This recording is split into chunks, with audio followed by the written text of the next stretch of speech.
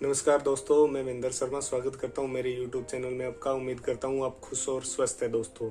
तो दोस्तों, जैसा कि आप जानते हो, अमेरिका के विदेश मंत्री अभी भारत यात्रा पे है। उन्होंने बहुत से मुद्दों पे भारत सरकार के साथ डिस्कस किया और बहुत से आंतरिक मामलों के बारे में जाना और भारत की सुरक्षा नीति और भारत की अफगान नीति को समर्थन देते हुए उन मुद्दों पे भारत के साथ सलाह मशवरा किया। तो दोस्तों, इसी क्रम में हम देखते हैं कि पाकिस्तान का मीडिया बहुत ज़्यादा बुखला गया है, क्योंकि उनमें सिर्फ एक ही बात चल रही है कि पाकिस्तान अमेरिका जाता है और अमेरिका भारत आता है।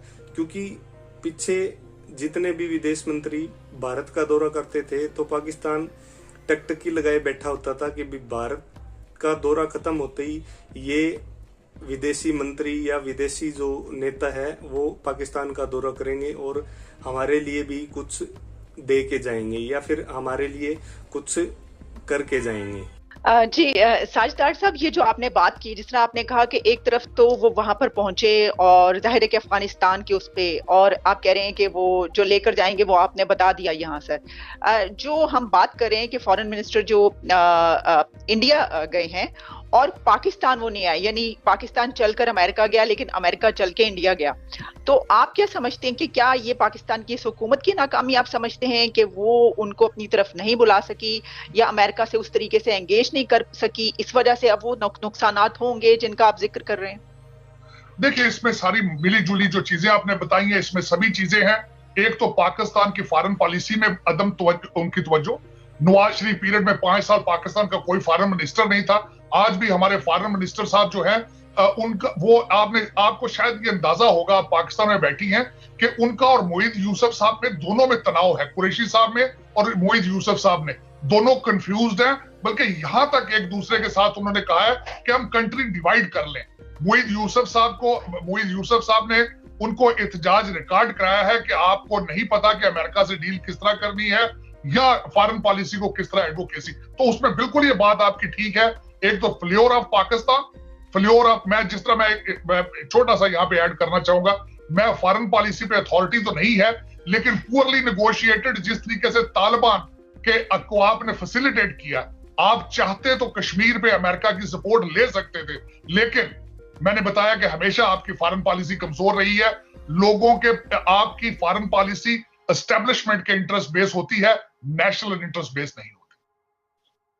साजिद साहब, इसके साथ ही प्राइम मिनिस्टर इमरान खान साहब का एक इंटरव्यू आया। उन्होंने भी एक अमेरिकी टेलीविजन को उन्होंने इंटरव्यू दिया और उस पे उन्होंने जो अफगानिस्तान की सूरत हाल है उसके पर भी तबसरा फरमाया, जो भी उनसे सवालात किए गए, जिसमें उनका ये कहना था कि ये जो एक बहुत ही ज्यादा मैसअप कर चुका है वहां पर अमेरिका, और अब जो है वो सौदेबाजी की, बार्गेन करने की कोई पोजीशन नहीं है।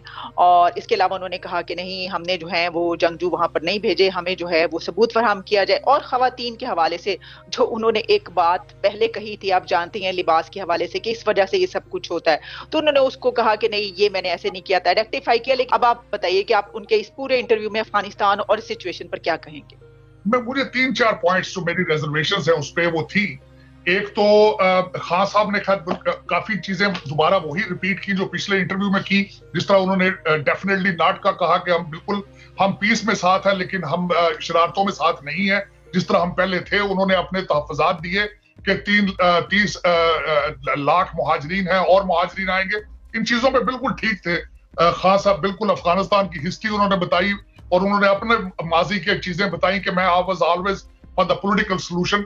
मैं खान साहब की इस चीज को भी बिल्कुल समझता हूँ। अमेरिका वहां पे मैस छोड़ के आया, जिस तरीके से वहां से भागा, ये बिल्कुल जिस तरह मैंने आपको पहले अर्ज की कि अमेरिका अब फटीग में है, सोल सुपर पावर का स्टेटस लूज करने के बिल्कुल करीब पहुंच चुका है। उसकी वजह यह है कि अंदरूनी यहाँ पे इंतशार। अगले दिन जो बाइडेन साहब, जो कि ज्यादातर होशो आवाज में नहीं होते, लेकिन उन्होंने अगले दिन सिंसिनेटी में एक टाउन हॉल मीटिंग में खुद एडमिट किया है कि democracy is in decline, democracy is failing. और it is fact. As a political science मैं समझता हूं कि डेमोक्रेसी इज फेलिंग बिकॉज इसमें रिफॉर्म नहीं हुई है, इसके मिजाज को सही बताया नहीं जा सका।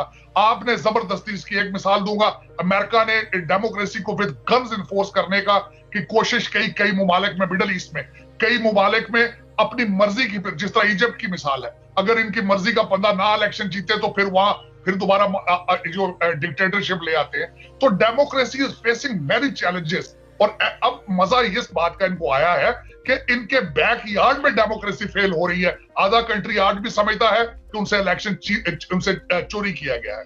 और on the institution of election, respect of vote जो है वो अमेरिका में खत्म हो चुकी है। और अगर जब इंटरनल इंतशार हो तो फॉरेन पॉलिसी पे आपकी तवज्जो नहीं होती, आपकी इंटरनल तवज्जो होती है। और इस वक्त this is what exactly happened. जिस तरीके से इनखला हुआ, जो बार बार ये कहते हैं कि हमने 3 लाख फौजियों को वहां पे तैयार किया, फौजियों को अफगानिस्तान, आप उनको भी नोटिस नहीं देने की, आपको उन पे भी एतमाद नहीं था। आप रात के अंधेरे में लाइटें बंद करके वहां से भागे हैं। और जो बाइडेन साहब ने उसको कहा कि स्विफ्टली वहां से निकलना हमारी सेफ्टी का था।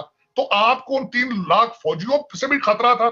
एक आप ही के सेगमेंट में एक दफा ये भी कहा था कि वॉशिंगटन डीसी में कुछ लोग ये समझते हैं शायद this is a trap for China, China के वहां पे आएंगे, फौजी आएंगे, फंसेगा, इस पे एक्सपेंसेस होंगे, इसको टेस्ट किया जाएगा चाइना को अफगानिस्तान में, इंडो पैसिफिक में टेस्ट किया जाएगा। एक तो ये बिल्कुल बात आपकी इसको इसमें वहां पे है। दूसरा ये बात इसको बिल्कुल वापस आने की बातें तो आपने देखा जब निकल रहे थे तो यहाँ स्टेट डिपार्टमेंट और दूसरा जो पेंटागन था वो बार बार ये चीजें कहते रहे कि हम we can come back if something goes wrong, लेकिन उसकी सलाहियत अब मेरे ख्याल में मौजूद नहीं है। और दूसरी एक बात ये भी मैं बताना चाहूंगा, ट्रिलियंस डॉलर्स और it was unpopular war with in the US, लोगों का इंटरेस्ट नहीं था। ये पहले मैं इसकी अगर माजी में अमेरिका की तारीख बताऊं तो जो जितने ज्यादातर हमारे प्रेसिडेंट होते थे वो वार डेकोरेटेड होते थे। इसको वार को एज ए पॉलिटिकल टूल इस्तेमाल किया जाता था। और उसके बाद ये भी बताना चाहूंगा कि हमारा जो मिलिट्री कॉम्प्लेक्स है उसकी कैलकुलेशन के हिसाब से उन्हें 2 जंगें दुनिया में चाहिए होती हैं जिसमें मिलिट्री कॉम्प्लेक्स, मिलिट्री आपके कॉन्ट्रैक्टर, आपके सारे जो है वो मिल के सारी खाते पीते हैं इन चीजों को। यहाँ भी वो चीजें मौजूद हैं जिस तरह दूसरे ममालिक में है।